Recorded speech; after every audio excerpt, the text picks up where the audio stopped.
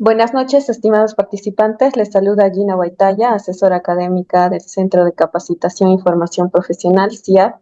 Agradezco su participación al Diplomado de Actualización Emergencias Médicas con el módulo Emergencias Digestivas y Cardiovasculares, que estará a cargo de la doctora Jenny García. Para el buen desarrollo de la ponencia, se les recomienda mantener sus micrófonos y cámaras apagadas, a menos que la ponente lo solicite, y para dudas y consultas al finalizar la ponencia. Buenas noches, doctora. Le doy pase a su ponencia.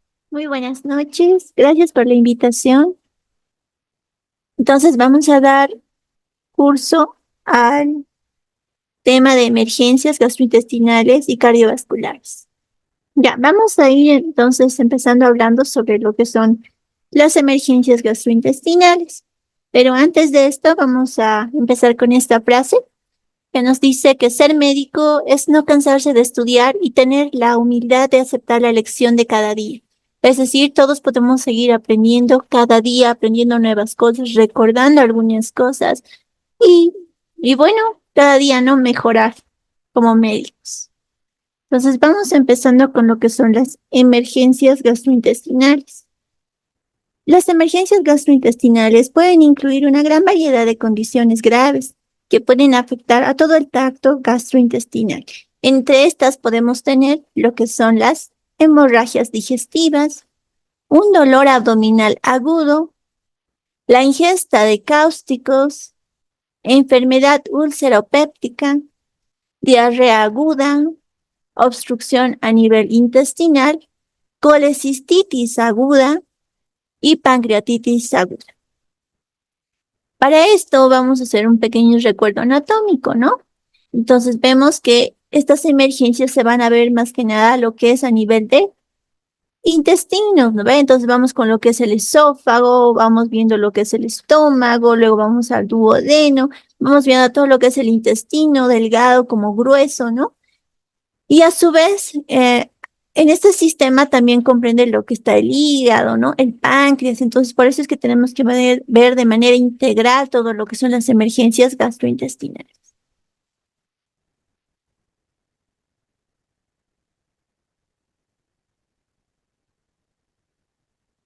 Nosotros sabemos que una emergencia es una situación repentina y grave, ¿no?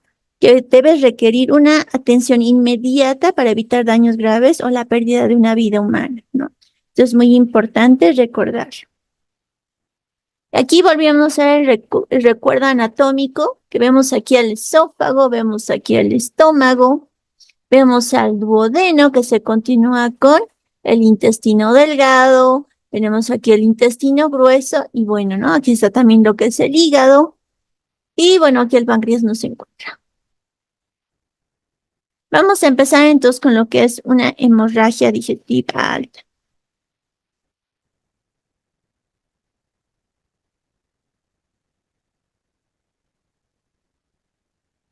Ya, una hemorragia digestiva alta se refiere cuando hay sangrado que ocurre en la parte superior del tubo digestivo, ¿ya? Generalmente en lo que sería el esófago, el estómago y la parte inicial del intestino delgado, ¿no? Entonces, en estas las causas más comunes que vamos a tener son lo que son las hemorragias, ¿no? Las hemorragias, además de lo que son las úlceras a nivel gástrico como duodenal, una inflamación del revestimiento de lo que es el estómago, eso es a lo que nosotros llamamos gastritis, ¿ya? También puede haber una erosión del revestimiento de lo que es el esófago, a eso llamamos esofagitis, ¿ya? También puede haber ruptura de las varices esofágicas, ¿ya? Y entonces, entre estas, vamos a ir viendo cada una de sus sintomatologías, ¿ya? Normalmente, esto ocurre, la hemorragia digestiva superior ocurre en el sexo masculino más predominantemente, de 2 a 1 respecto a las mujeres. ¿Cuáles son las causas más frecuentes? Como les decía, la úlcera péptica, la gastritis, varices esofágicas, síndrome de Mallory-Weiss. Y en el 80%, este tipo de hemorragias cesan espontáneamente, es decir, sin ningún tratamiento. Entonces, ¿con qué finalidad tenemos que saber todo esto? con la finalidad de estabilizar los parámetros hemodinámicos, es decir, que nosotros sabemos que estamos en una completa homeostasis en nuestro organismo. Entonces, al perder sangre, pues estamos perdiendo esa homeostasis, ¿no? Entonces, tenemos que tratar de estabilizar esa pérdida, ¿no? De sangre. Detener la hemorragia activa, es lo que les decía, ¿no? Hay que tratar de detener esta hemorragia. Prevenir las recurrencias, no que vuelva a ocurrir. Entonces nosotros tenemos que saber qué es lo que ha causado todo esto para nosotros hacer una prevención. Según la fisiopatología, esto se debe a un desbalance entre lo que son todos los factores, ¿no? Dependiendo al lugar. Entonces, ¿cuáles son estos factores? Tenemos factores tanto defensivos como agresivos. Los factores defensivos, nos dicen, son la capa de mucus, esa capa de mucus que nos cubre todo lo que es el intestino y el estómago, ¿no ve? Además que tenemos bicarbonato, eso nos ayuda igual, sobre todo de sustancias que sean ácidas, dañinas como los medicamentos, algunos medicamentos como las prostaglandinas, que pueden lesionar a lo que es el intestino. También otro más que tenemos son el factor intrínseco. El factor intrínseco que se encuentra a nivel de intestino y además del estómago, ¿no? Este factor intrínseco es muy importante para la absorción de algunas vitaminas. Entonces, nosotros sabemos que si nosotros nos faltase el factor intrínseco, se lesionara lo que es el estómago, podría ser causa de una anemia, ¿no? Una anemia perniciosa. Entonces, tenemos que tener mucho cuidado con eso. Estos son los factores defensivos. Ahora, ¿cuáles serían los factores agresivos, los que van a agredir a lo que es nuestra mucosa, ¿no? Va a ser lo que es el ácido, les decía, ¿no? Y para evitar este factor, este problema, este factor, vamos a protegernos con lo que son los factores defensivos, con el bicarbonato, en este caso que tiene el estómago, ¿no? Y la pepsina, que es otro factor agresivo. Entonces vamos hablando de lo que son las úlceras pépticas, ¿ya? Este es un defecto de la mucosa que se va a extender a nivel de la muscular, cuando ya llamamos úlcera péptica, cuando ya atraviesa lo que es la mucosa, la submucosa, y llega hasta la muscular. Llega a la muscular y ya va a producir bastante dolor a nuestro paciente, ¿ya? Puede llegar incluso hasta la serosa en algunos casos. Entonces, estas úlceras es mucho más difícil de tratar, ¿ya? Las úlceras pueden existir a nivel del estómago y también a nivel del duodeno. Como les decía, por su ubicación, las úlceras pueden ser gástricas a nivel del estómago y duodenales a nivel del duodeno. Más frecuentes son las duodenales 2-1, ¿ya? Recordar esto, ¿ya? Y las causas, ¿cuáles son las causas que las causantes, ¿no? De producir lo que son las úlceras pépticas? Son el desbalance de los mecanismos tanto defensivos como los agresivos, ¿no? La ingesta de AINES, aquellas personas que consumen muchos medicamentos, a veces deben consumirlos porque, bueno, tienen diferentes patologías, ¿no? Y a esto le aumenta lo que es la ingesta de los AINES y se produce una úlcera péptica. Entonces, eso es importante, recordar a nuestros pacientes, siempre hay que darle un gastroprotector, ¿no? Si le vamos a dar tanto medicamento. Luego, lo que es la infección por Helicobacter pylori. En nuestro medio se ha visto mucho lo que son las infecciones por Helicobacter pylori. Esto debido a la mala higiene, mal manejo de los alimentos, entre otros, ¿no? El lavado de manos. Bueno, ustedes ya conocen sobre lo que es la infección de Helicobacter pylori. Luego tenemos a lo que es el estrés. También se puede producir úlceras por el estrés. Entonces, si nuestro paciente viene y él dice, no he consumido AINES, le hacemos la prueba del Helicobacter y sale negativo, nos dice que no fuma y no bebe. ¿Qué podríamos pensar? ¿Por qué tiene úlceras en el estómago? ¿Por qué tiene úlceras en el duodeno? Pues pensamos por el estrés. Preguntamos en qué trabaja y nos dice, no, soy personal de atención pública, diseñador gráfico, entre otros, ¿no? Entonces hay algunas personas que se estresan más y otras menos, o saben conllevar este estrés. Entonces siempre hay que tratar de identificar este tipo de pacientes. ¿ya? Y darles obviamente un buen trato, ¿no? También lo que les decía, el tabaquismo y el alcohol, personas que beben mucho, personas que fuman, pueden tener la úlcera péptica, ¿ya? Entonces, si vemos una persona que toda la semana por carnaval se ha ido a tomar y después viene al consultorio, nos dice que le duele mucho el estómago, ¿no? Le duele, ahí tiene un dolor abdominal y se queja de dolor. Le preguntamos y nos dice que se ha fumado, se ha tomado toda la semana y pues ya sabemos más o menos lo que lo ha causado, ¿no? Entonces, la gastritis es una irritación e inflamación de la mucosa del estómago. Esta puede ser producida por un exceso de ácido, comidas irritantes. Esto también, aquellas personas que les encanta comer comidas picantes, con muchos colorantes, entre otros, ¿no? Eso también le puede producir lo que son las gastritis. Los medicamentos antiinflamatorios, los AINES, ¿no? Para el dolor. Y ocasionalmente por la infección por el Helicobacter pylori, ¿no? Vamos a ver aquí una gastritis, ¿no? O también llamada gastropatía erosiva. Entonces hay erosiones a nivel de la mucosa por ese desbalance que existe en los mecanismos tanto defensivos como los agresivos, ¿ya? Entonces, como les decía, se produce por ingesta de AINES, ingesta de alcohol, estrés principalmente. Y esto nos vamos a ir viendo lo que es la hipertensión portal, ¿ya? En la hipertensión portal está producida por una cirrosis hepática, ¿ya? O una trombosis de la aorta, ¿no? Aumento de la presión en lo que es en el territorio venoso portal y hay un aumento en la circulación colateral, ¿ya? Entonces, esto también tenemos que ver, la hipertensión portal. Miren cómo se ve esto, como si fueran bordes, ¿ya? Vamos viendo lo que es la hemorragia por varices esofágicas. Estas hemorragias por las varices, ¿por qué les hablábamos de hipertensión portal? Precisamente por esto, ¿no? Por la hemorragia por varices esofágicas. Estas son producidas debido a la hipertensión portal. Entonces, si nosotros sabemos que en la hipertensión portal va a haber un aumento de la presión del territorio venoso portal y va a aumentar la circulación colateral.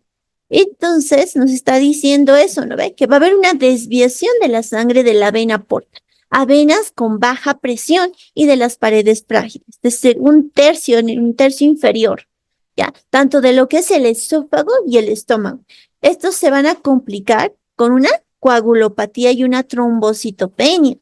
¿Ya? Entonces, por eso es importante conocer lo que es la hipertensión. Estas se presentan en un 30% de los casos y puede reducir si se trata con beta bloqueantes, ¿no? El propanolol, 40 miligramos. Y puede haber una recurrencia del 70% de los casos. Entonces, tomar en cuenta esto. En la hemorragia digestiva superior, ¿qué síntomas o qué clínica va a existir? Vamos a ver que existe hematemesis. Hematemesis, ¿ya? También lo que es la melena, más de 200 cc, vamos a ver que va a haber sangre en lo que son las heces, ¿no? El dolor abdominal característico de nuestro paciente, ¿no? Paciente, a su vez del dolor abdominal, va a tener lo que son las náuseas, ¿no? Signos de bajo gasto, ¿no? La emetemesis también, ¿no? Que es el vómito con sangre. Entonces vamos viendo este tipo de pacientes que tanto está vomitando sangre como puede haber heces, pequeñas líneas que van a estar en las heces fecales. Él mismo les va a decir, mis heces estoy haciendo heces con sangre. Entonces ya vamos a ir viendo si puede verse tanto una hemorragia digestiva superior o una hemorragia digestiva inferior. Normalmente vemos melenas en el caso de hemorragia digestiva superior porque estas se digieren y se van con las heces, con los alimentos que ha consumido. Es por eso que se ven melenas en las heces, ¿ya? Entonces eso es característico y hay que tomarlo en cuenta, ¿ya? Para el diagnóstico vamos a hacer un interrogatorio rápido, ¿no? Vamos a preguntarle cuál es su tipo de alimentación, en dónde trabajan, ¿no? Si bebe, si fuma, si toma otros medicamentos. Entonces tenemos que ser muy exhaustivos a la hora de hacer nuestra historia clínica, ¿ya? Luego vamos a lo que es la exploración física, ¿no? Entonces vamos a ver que tiene un aumento de la frecuencia cardíaca, 20 pulsaciones por minuto, y una presión arterial disminuida en 20 miligramos de mercurio, ¿ya? Además, puede haber una pérdida del 20% de lo que es la volemia, ¿ya? Entonces, esto también es importante porque puede estar perdiendo sangre, ¿no? ¿Podemos hacer tacto rectal? Sí, podemos hacer tacto rectal si sospechamos que hay algo a nivel intestinal, ¿no? Y para ver si hay sangre o hay algo, ¿no? En el laboratorio vamos a ver hematología para ver si está perdiendo sangre. Puede que nuestro paciente esté con anemia. Tenemos que pedir urea, creatinina, pruebas hepáticas, ¿no? Puede ser un problema a nivel hepático que puede estar causando a nivel hepático. También pedir lo que es grupo sanguíneo importante. Si vamos a reponer sangre, es importante conocer el grupo sanguíneo. No le vamos a estar sacando sangre después a nuestro paciente, ¿no? Si ya estamos sacándole muestras, entonces hay que aprovechar para sacarle grupo sanguíneo. Y en algunos casos vamos a hacer lo que es la endoscopia, porque con la endoscopia vamos a meter aquí, ¿no? Y cómo se ve aquí. Metemos y vamos a poder visualizar si a ese nivel están las úlceras, ¿no? Y en algunos casos hacer el tratamiento, ¿no? O tomar una muestra. En este caso estamos viendo que está tomando una muestra de biopsia, para ver qué es lo que lo está causando, ¿no? Y en el tratamiento tenemos lo que es la cateterización de vía periférica, estabilización hemodinámica a nuestro paciente con cristaloides, solución salida o ringer lactato, transfundir un concentrado globular si es que ha perdido mucha sangre. Normalmente nuestros pacientes cuando ya han pasado harto tiempo, recién vienen pues a la consulta, ¿no ve? Entonces le hacemos un hemograma y vemos efectivamente que sus niveles de hemoglobina pueden estar hasta 8 gramos, ¿ya? 10 a 8 gramos, menor puede estar. Entonces nosotros ya nos asustamos y lo que tenemos que hacer es ¿qué? Transfundir, ¿no? Transfundir un concentrado globular para reponer y que vuelva a estar en homeostasis nuestro organismo, ¿no? Muy importante.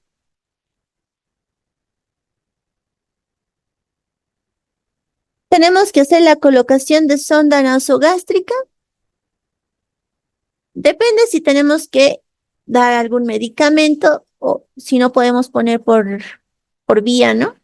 Entonces aquí vemos que agentes tenemos, agentes antisecretores, eso es lo importante que tendríamos que poner, ¿no? Lo que son los antagonistas de los receptores H2, lo que lo conocemos como ranitidina, ¿no? 50 miligramos endovenoso cada 8 horas. Inhibidores de la bomba de protones, como son el omeprazol, 40 miligramos endovenoso cada 12 horas. Vasoconstrictores, como son la vasopresina, a 0,2 o 0,4 unidades por minuto, en 20 a 40 minutos. Esto se hace en unidad de cuidados intensivos. La somatostatina, vemos una dieta absoluta en nuestro paciente, ¿no? Pura dieta blanca que tenemos que dar. Y una terapéutica endoscópica. ¿En qué consiste la terapéutica endoscópica? Bueno, podemos hacer en caso de esclerosis o ligadura, ¿ya? Taponamiento con sonda, Sheck-Stroke con el Blakemore, ¿no? Más conocido como Blakemore. Solo el 10% de nuestros pacientes con este tipo de patología amerita una resolución quirúrgica. Riesgos de mortalidad solo en caso de que el paciente tenga enfermedades concomitantes, es decir, que sean mayores de 65 años, que tengan a su vez varices esofágicas en un 30 a 40% de los casos. Entonces, no para todos los casos es una resolución quirúrgica. Podemos dar tratamiento y con eso puede curarse nuestro paciente, además de una buena dieta y que el paciente cumpla las indicaciones del médico, ¿no? Ahora, si no se cumpliera y siguiera con lo mismo, entonces ya si este problema ya es mucho mayor, entonces recién hacemos lo que es la resolución quirúrgica. Ahora vámonos a hemorragia digestiva inferior. En lo que es la hemorragia digestiva inferior, son menos frecuentes que la hemorragia digestiva alta, ¿ya? Y estas se van a encontrar por debajo del ángulo de Treitz, ¿ya? Entonces sabemos que aquí es el ángulo de Treitz, ¿no ve? Entonces justo por debajo de este es donde se ocurre lo que son las hemorragias digestivas inferiores, ¿ya? Cesa espontáneamente en un 80% de los casos, recurrentes en el 25% de los casos. ¿Y cuáles son las causas más frecuentes? Pues la diverticulitis, divertículos a nivel del intestino. Aquí podemos ver un divertículo, miren cómo se ve. ¿Ve? Divertículos. ¿Qué más? Angiodisplasias, cáncer de colon, que también podemos encontrar, ¿no? En el caso de las diverticulitis, es una enfermedad diverticular en la que se encuentra mayormente en mayores de 60 años, lo vamos a encontrar, aunque últimamente ya se ha visto incluso en mayores de 40 años. Entonces, hay que ser muy exhaustivos, ¿no? A la hora de hacer un buen diagnóstico. Complicación de la enfermedad diverticular, complicaciones de la enfermedad diverticular, divertículos por aumento de la presión intraluminar, se presenta en el 5% de los casos, hay una recurrencia de un 25%, es igual tanto en mujeres como en hombres, ¿ya? Entonces en ambos vamos a poder encontrar lo que es la diverticulitis, ¿no? Y esta se debe por un aumento de la presión intraluminal. Si nosotros hacemos si el paciente, por así decirlo, está cambiando su dieta o está exagerando, entonces vamos a ver que va a haber un aumento de la presión intraluminal y esto puede ocasionar lo que son los divertículos, aunque en muchos casos se ha visto que puede ser hereditario. Las angiodisplasias se ven en personas mayores de 50 años. Son malformaciones arteriovenosas, ya a este nivel. Están situadas en el ciego y en el colon ascendente. Entonces nosotros vamos a ver que a nivel del ciego o colon ascendente hay alguna que otra malformación, ya sea arteriovenosa. Y eso nos va a predisponer a tener angiodisplasia, ¿ya? Entonces esto es importante. ¿Cuál es la clínica en la hemorragia digestiva inferior? Entonces, ¿qué vamos a ver en este tipo de pacientes? Vamos a ver lo que es la rectorragia, que es sangre roja rutilante o sangre vinosa, a diferencia de la hemorragia digestiva superior, ¿no? En la hemorragia digestiva superior nosotros veíamos melenas, ¿no? Como les decía, había sangre digerida, un poco más oscuro es en lo que son las heces, se ven como pequeñas líneas en las heces. En cambio, en la rectorragia vamos a ver sangre roja rutilante, como cuando ustedes hacen un corte en el dedito, igualito se ve la sangre, o sangre vinosa, ¿ya? Hematoquesia, que es la expulsión de sangre roja o marrón, y signos de bajo gasto, ¿no? Pérdidas de 750 a 1250 ml, es decir, va a haber cambios hemodinámicos donde vamos a ver que el paciente va perdiendo sangre. Aquí tenemos un divertículo en la imagen, este es un divertículo, pero este es un divertículo sangrante. Entonces este divertículo va a hacer que se pierda sangre, va a empezar a sangrar todo aquí, ¿no? Con los vasitos va a comunicar y va a empezar a sangrar. Este sangrado es lo que nosotros podíamos ver en la rectorragia. Si nosotros hacemos un tacto anal, vamos a poder ver que hay sangre. ¿Qué más para el diagnóstico? Importante hacer lo que es la historia clínica completa, ¿no? Preguntar al paciente desde cuándo está así, así ha notado desde cuándo está sangrando, ¿no? Y todo eso, ¿no? Tacto rectal, la edad también es importante, ¿no? Tacto rectal, importante, hacer un laboratorio, una colonoscopía, para ver cómo está, miren cómo se ve en la colonoscopía y podemos ver cómo están los charcos de sangre, ¿no? A nivel del intestino grueso o recto. Tratamiento, la reposición hídrica o transfusiones. De no ceder, bueno, tratamiento quirúrgico. En todas estas hemorragias que hemos visto que son de emergencia gastrointestinal, hemos visto que existe el mayor síntoma, ¿no? Que es el dolor abdominal. Entonces, nuestro paciente se queja de dolor abdominal. Este dolor abdominal es agudo. Si es de dolor agudo, vamos a ver de acuerdo a su localización del dolor, ¿no? Tenemos que ver dónde le duele, el comienzo y evolución de desde cuándo le está doliendo y cómo es que le duele, ¿no? Tipo de dolor, cómo le duele, como retorcijón, tipo cólico, latidos, diferentes tipos de dolor que existen. Entonces, eso nos va a ayudar a hacer un buen diagnóstico nuestro paciente, ¿no? Entonces, también síntomas asociados, si tenía vómitos, náuseas, ¿no? Entre otros. Entonces, para ver la localización del dolor, nos puede servir mucho, ¿no? Aquí tenemos el epigastrio, la región umbilical, el hipogastrio, flanco izquierdo, flanco derecho, región ilíaca derecha, región ilíaca izquierda, hipocondrio izquierdo, hipocondrio derecho. Esto por las regiones del abdomen para nosotros guiarnos a qué nivel está, ¿no? Normalmente una gastritis lo vamos a encontrar a nivel del epigastrio. El paciente le va a decir que le duele a ese nivel, a nivel del epigastrio. Entonces vamos a ir viendo cada una de las zonas. Aquí, por ejemplo, a este nivel, a nivel de lo que es el esternón, lo que vamos a ver es infarto de miocardio. Muchos se agarran a ese nivel y dicen que les duele, ¿no? Normalmente puede ser debido a un infarto de miocardio. Más abajo, lo que tenemos en el epigastrio, tenemos lo que es la úlcera perforada, ¿no? Una úlcera péptica. Lo que vemos en el hipocondrio derecho sería cólico biliar.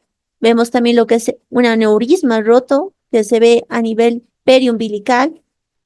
El dolor, ¿no? La región del dolor. El cólico ureteral. Entonces, para esto nos sirve reconocer cada una de estas regiones del abdomen, ¿no? Aquí igual podemos ver, ¿no? La zona de pancreatitis aguda, trombosis mesentérica del intestino, embarazo ectópico, solo como recuerdo, ¿no? Colestitis aguda, apendicitis, diverticulitis. Entonces, vamos a ver que ese es un tipo de dolor gradual y constante, ¿no? En estos. Entonces, importante reconocer la semiología a la hora de hacer un diagnóstico, ¿no? Siempre poner dónde el lugar donde le duele, desde cuándo le duele, cómo ha evolucionado el dolor, cuál es el tipo de dolor que tiene, y todo esto nos va a ayudar a hacer un buen diagnóstico. Y vámonos con lo que son emergencias cardiovasculares, ¿no? Enfermedad arterial. Nosotros sabemos que hay un sinfín, ¿no? Y podemos hablar varias horas de todo esto, pero vamos a intentar hacerlo lo más corto posible debido a que solo tenemos una hora para todo. Entonces, más que nada, como para un recordatorio de ustedes, ¿no? Enfermedad arterial coronaria y síndrome coronario agudo. Para esto vamos a empezar hablando de lo que es la aterosclerosis. Aterosclerosis, que es la dureza o engrosamiento anormal de lo que son las paredes de lo que es una arteria, ¿no? De las arterias. Esto debido a la formación de placas de ateroma, ¿ya? Depósito de material lipoide en la capa íntima de las arterias. O sabemos que tiene sus capas, ¿no? Entonces, justo en la capa íntima va a haber el depósito del material lipoide. Esto, para conocimiento, ¿no? Del griego atere, que significa papilla grasa, y escleros duro. Entonces, como si fuera una papilla de grasa, esto está formado por la grasa que existe a nivel de lo que son las arterias, que se va poniendo a nivel de las paredes, ¿no? A nivel de la capa íntima de las arterias. Y esto se va a empezar a endurar, a engrosar, y eso es lo que produce lo que es la aterosclerosis. Entonces viene de griego atere, que significa papilla grasa, y de escleros, que significa duro. Se va poniendo duro eso. Entonces al final hay que sacarlo, ¿no? Si ya llega a obstruir totalmente. Como les decía, es el depósito de materia grasa en las paredes de las arterias, a lo que nosotros llamamos ateroma. Aquí podemos ver la luz de la arteria, aquí está la arteria y vemos cómo se ha formado esto. Y va disminuyendo lo que es la luz de la arteria.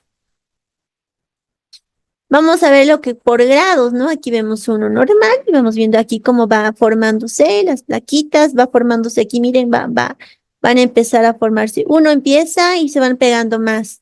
Y aquí se va formando, miren cómo se ve, va disminuyendo la luz de de la arteria. Aquí miren cómo ya ha llenado más y está empezando incluso a sangrar. Y aquí tenemos más, miren. Entonces, si se dan cuenta de lo que era a lo que fue, primero que nada, está estirando a lo que es la arteria. Segundo, está disminuyendo la luz de la arteria. Entonces, eso es importante en una arteriosclerosis, ¿no? Lo que produce. Y si sigue avanzando esto, puede cerrar completamente. ¿Cuáles son los factores de riesgo? La edad, ¿no? La edad. El infarto agudo de miocardio es el más frecuente entre lo que son los hombres blancos de edad media. ¿Ya? Entonces, importante, el infarto agudo de miocardio. El sexo, que tiene que ver a partir de los 61 años. Ya se van a igualar lo que son las frecuencias en ambos casos. ¿Ya? Es decir, tanto hombres como mujeres pueden ser predisponentes a tener un infarto agudo de miocardio, ¿no ve? Pero esto va a depender de una historia familiar y también de la herencia. Y además de los malos hábitos, tanto alimenticios como personas que no hacen ejercicio, ¿no? El sedentarismo. Ya, entre los factores de riesgo vamos a ver que va a haber los lípidos séricos van a estar totalmente elevados, ¿no? El colesterol, el HDL y el LDL. En el colesterol va a aumentar los riesgos con un colesterol mayor a 200 miligramos decilitro y triglicéridos mayor a 200 miligramos decilitro.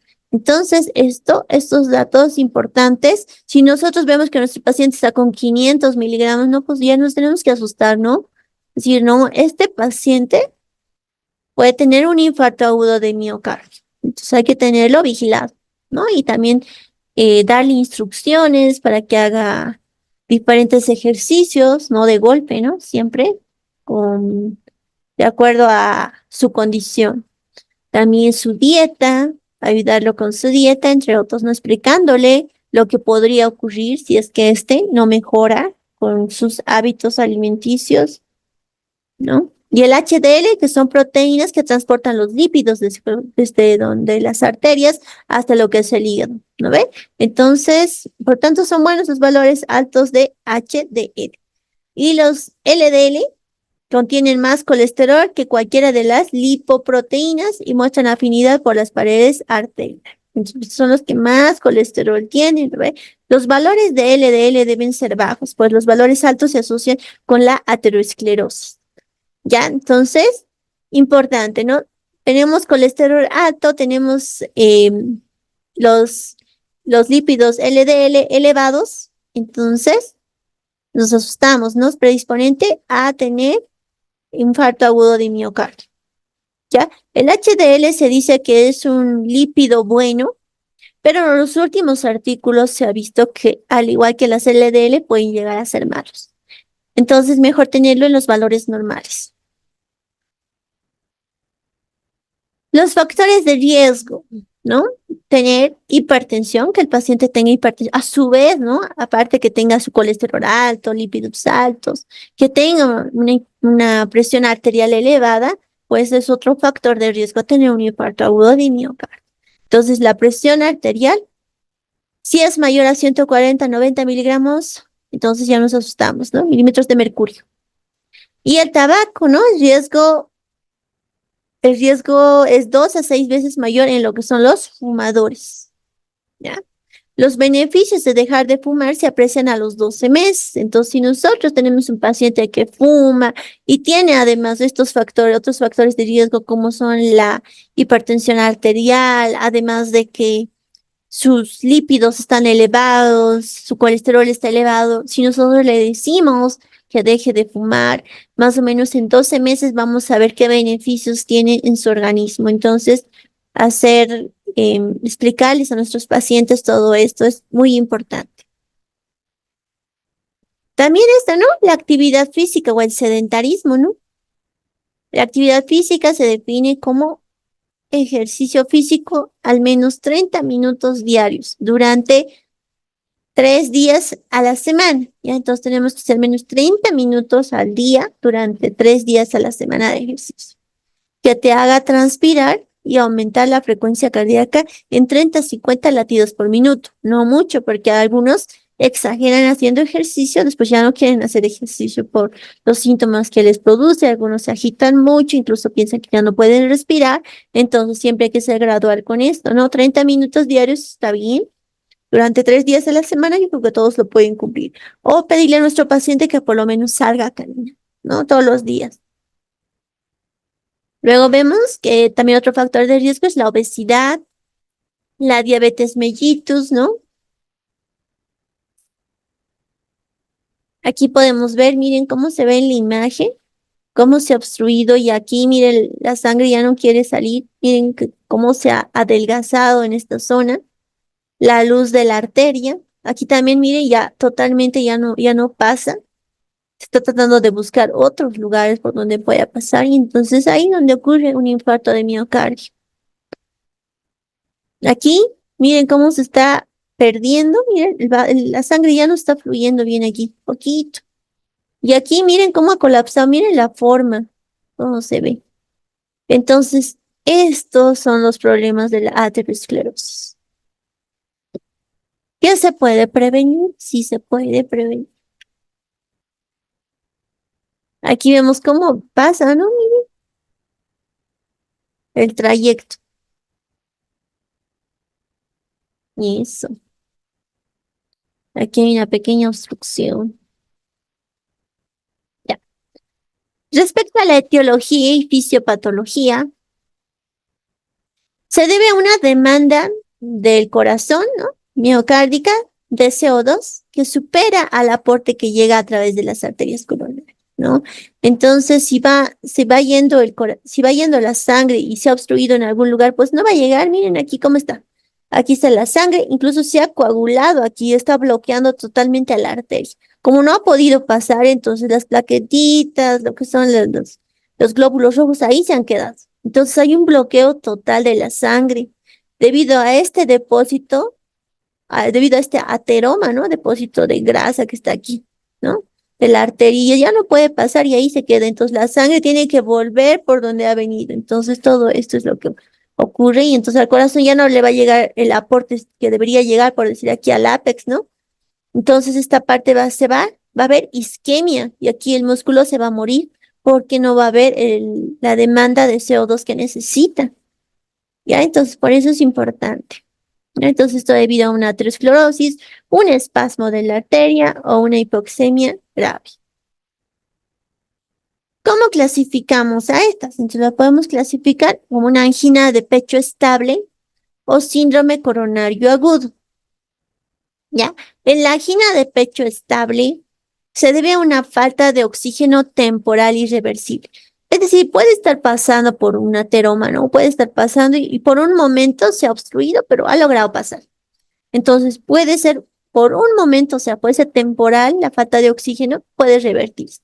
Entonces, ese momento sí va a haber ese dolor en nuestro paciente como si fuera un infarto agudo de miocardio, pero va a ser una angina de pecho estable porque se va a reponer, va a ser un instante. Pero eso ya nos avisa, ¿no?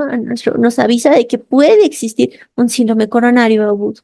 En el síndrome coronario agudo hay una falta de oxígeno prolongado, ¿ya? Y ya no se puede revertir inmediatamente. En este caso, como hemos visto en la imagen anterior, ya no se puede revertir y entonces sí o sí la sangre debe volver, ¿no ve? Entonces a eso se refiere. Y este va a incluir el síndrome coronario agudo, incluye lo que es la angina inestable, al infarto de miocardio sin elevación de la ST, el infarto de miocardio con elevación de la ST, ¿ya? Entonces vamos viendo que va a existir tanto la angina inestable como el infarto agudo de miocardio, ¿no? En el síndrome coronario agudo y en la angina de pecho estable todavía se puede revertir. ¿Cómo clasificamos a esta? Aquí tenemos la enfermedad coronaria. Esta enfermedad coronaria se divide en dos, ¿no? Podemos decir que en dos. Angina estable y el síndrome coronario agudo. En la angina estable se puede volver angina inestable con el tiempo, sí, y esta nos puede producir un infarto de miocardio o un infarto de miocardio sin elevación del ST o un infarto de miocardio con elevación del ST. ¿Ya? Y el síndrome coronario igual nos lleva a lo que es una angina inestable y está a un infarto de miocardio. Si se dan cuenta, ya sea una angina estable o un síndrome coronario agudo, ambas nos van a llevar al mismo episodio. Si es que nosotros no hacemos algo, ¿no? Por eso es una emergencia. Entonces, la angina estable, si bien nuestro paciente ha tenido un episodio de estos, nosotros ya tenemos que hacer un buen tratamiento a nuestro paciente a este nivel para que no llegue a producirse una angina inestable. Muchos pacientes les tienen ese dolor y toda esa sensación de un infarto agudo, pero que se resuelve, que se establece. Entonces no vienen a la consulta, ya después vienen cuando ya están con una angina inestable. Entonces, por eso es importante preguntar también esto si alguna vez ha sufrido de algún tipo de dolor en ese nivel, ¿no? Y tenemos el síndrome coronario agudo. Aquí estamos viendo lo que es la placa aterosclerótica, cómo es que se ha formado y va formándose aquí un trombo mural organizado. Ahí está un trombo. Rotura de la placa con hemorragia dentro de la placa, puede haber rotura y esta sale más, ¿no? Miren cómo sale. Aquí estamos viendo una angina estable, es decir, solo está obstruyendo a ese nivel y todavía se puede pasar, ¿no? En este caso ya hay una rotura de la placa, ¿ya? Con trombo mural y dentro de la capa íntima. Entonces, dentro de la capa íntima mismo llega a romperse esta placa con una hemorragia. ¿Ya? Entonces va a obstruir todo. Miren cómo destruye un trombo intraluminal oclusivo. Entonces, todito esto, el trombo se va a coagular la sangre y ahí se va a quedar. Todo lo que estaba aquí encerrado se rompe y obstruye todo esto.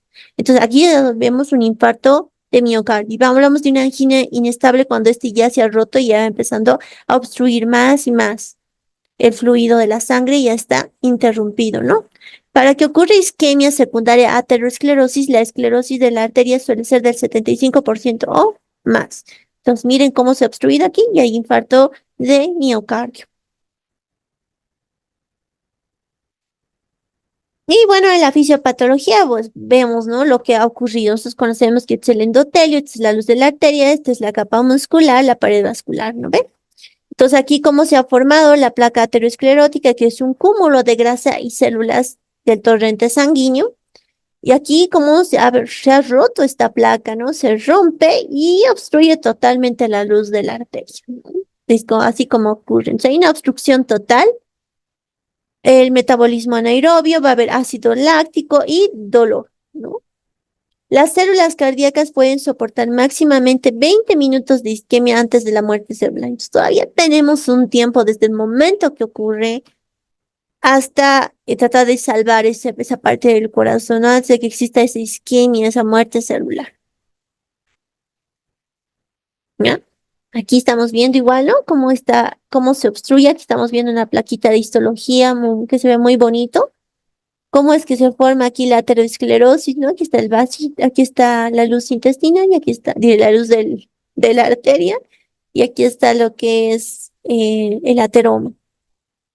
Estamos viendo a nivel del ápex. Se ha obstruido este nivel y miren cómo llega a ver todo esto. Miren, aquí se ha obstruido, bien clarito se nota. Ya no puede pasar más la sangre y va a empezar a formarse isquemia a ese nivel, ¿no? Va a morir toda esa parte que tenía que ser irrigado por esa parte de la arteria. Y normalmente, ¿dónde les duele a nuestro paciente? ¿Cómo es el dolor anginoso? Bueno, les duele aquí, a nivel de lo que es el esterno, ¿no?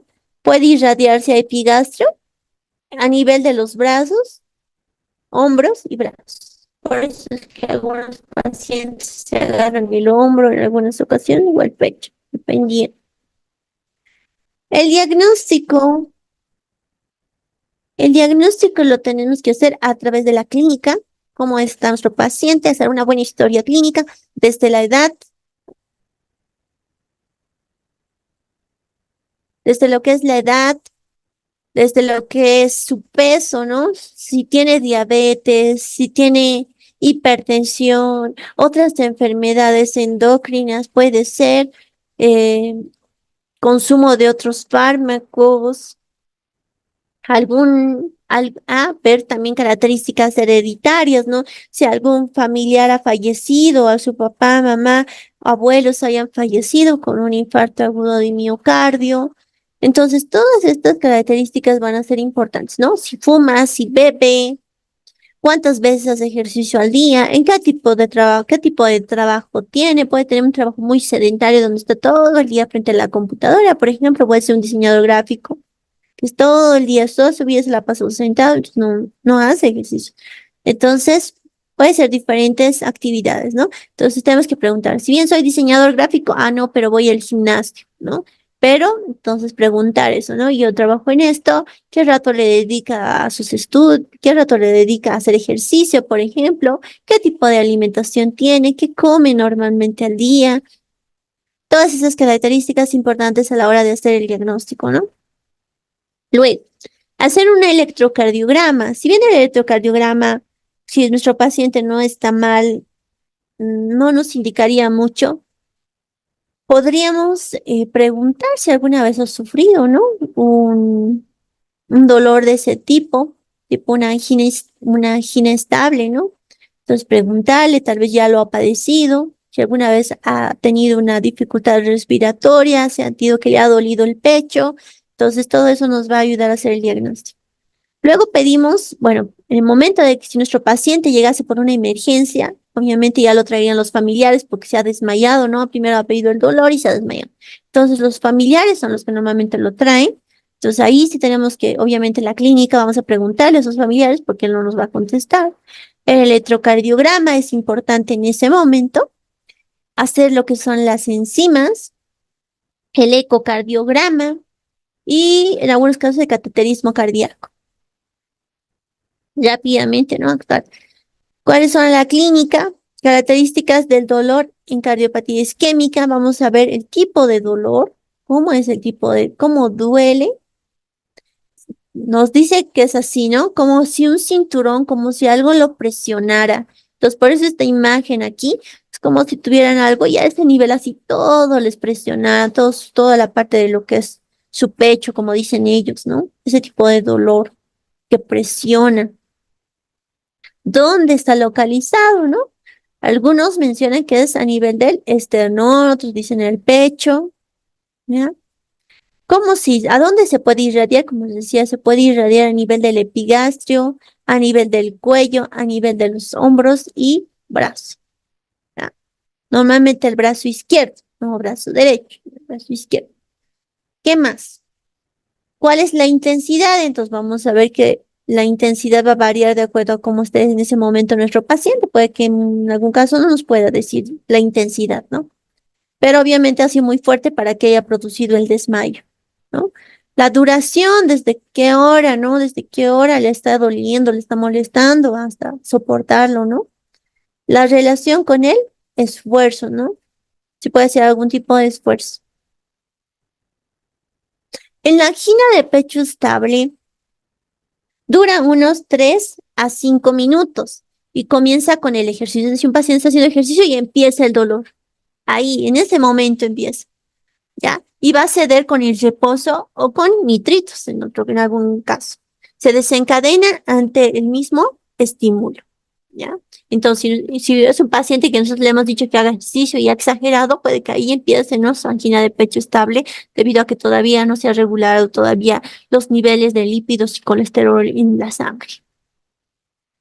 En la angina de pecho inestable vamos a ver que el dolor es de comienzo nuevo, ocurre en reposo, el paciente está durmiendo y ahí le empieza a dolerse, no es con el ejercicio, a diferencia de la angina de pecho estable, este es con el ejercicio. Pero en esta el paciente está sedentario, está echado en la cama, está viendo su tele y empieza un dolor, ¿ya? Empeora progresivamente, va empezando de aquí y va a ir avanzando a lo que es cuello, hombro y todo lo que es el miembro izquierdo, ¿no? En la parte a nivel cubital, ¿no? Y es más prolongado. ¿Cómo la clasificamos? La enfermedad coronaria, hemos dicho que se vuelve síndrome coronario agudo, infarto agudo de miocardio. En el infarto agudo de miocardio ya vamos a ver que el dolor es intenso, no se alivia con el reposo, no se alivia con nitritos, dura más de 20 minutos y se acompaña de síntomas vegetativos. Puede tener náuseas, vómitos ese mismo instante. ¿Cómo hacemos el diagnóstico? Con la clínica, un electrocardiograma, como les decía, enzimas, un ecocardiograma y el cateterismo cardíaco. En el diagnóstico también vamos a ver que en el electrocardiograma vamos a ver que hay una isquemia, hay lesión y necrosis. Entonces todo eso tenemos que ver. ¿Qué más? Bueno, sí, ya les había dicho, aquí está el catéter, ¿no? Cómo le ponemos el catéter al corazón. por medio de la arteria femoral. Vamos a ingresar, hacemos una incisión, ingresa la arteria femoral y llegamos al corazón. Ahí está en el cateterismo cardíaco. Vamos a intentar desobstruir esta parte. Para eso nos sirve. El tratamiento está enfocado a desobstruir esta arteria coronaria dañada. La agresividad del tratamiento va a depender del tiempo de instauración y de la gravedad de la obstrucción. Vamos a ver que ya existen otro tipo de catéteres que pueden ayudar a este tipo para desobstruir, ¿no? Esta parte. Estabilizar la placa también, ¿no? Con los medicamentos. Control de los factores de riesgo, eso es muy importante. Esto, la angioplastía coronaria, un stent. Este es un procedimiento muy bueno a la hora de cuando vemos que hay una obstrucción completa, ¿no? Entonces nosotros metemos al stent, ingresa, miren aquí está viniendo un catéter con un globito, entonces nosotros lo inflamos y miren cómo se ha empujado todo esto. Entonces ya queda libre para que siga pasando. Lo que hacemos es ensanchar la arteria, ¿no? Entonces con este ingresamos, se forma el globito, se infla el globo inflado y hemos aplastado todo esto. Como es grasa, se puede aplastar, no hay mucho problema. Y así la sangre sigue fluyendo, pero esto puede remitir, ¿no? No es para siempre, pero por lo menos ya hemos salvado esa parte del corazón. Aquí vemos, miren cómo se ha obstruido a estos niveles y con el stent que hemos puesto ha vuelto la circulación. Entonces se ha salvado este corazón, pero es importante hacerlo rápido, ¿no? Hacer un buen diagnóstico en ese momento y hacer un tratamiento oportuno. Recuerden que se tiene 20 minutos para salvar ese corazón.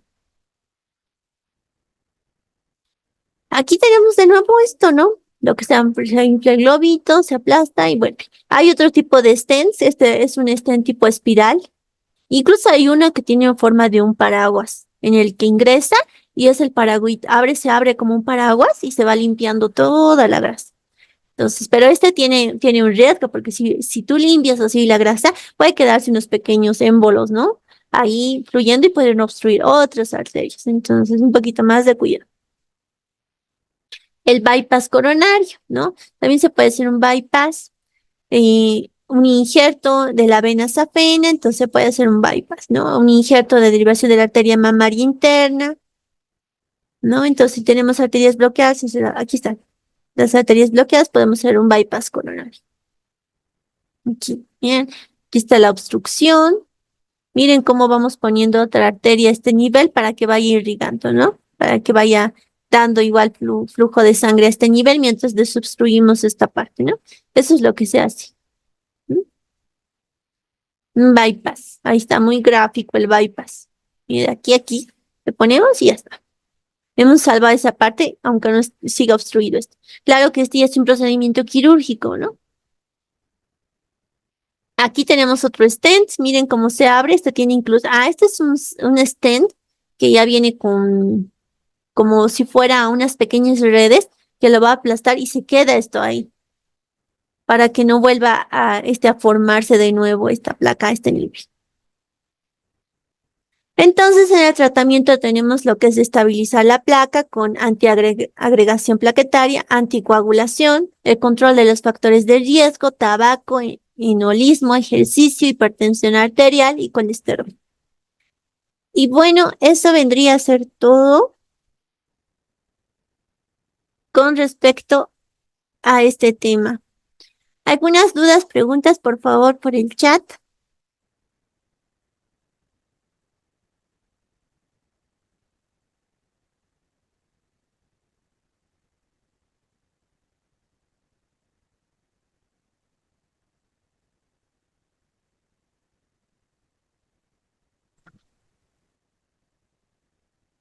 Una vez más, muchas gracias por la invitación. Espero que les haya servido. Las diapositivas pueden obtenerlas por el instituto y ellos les van a entregar. Pueden escribir a su chat. Muchas gracias a todos. Les habla la doctora Gabriela García desde Bolivia. Muchas gracias y buenas noches.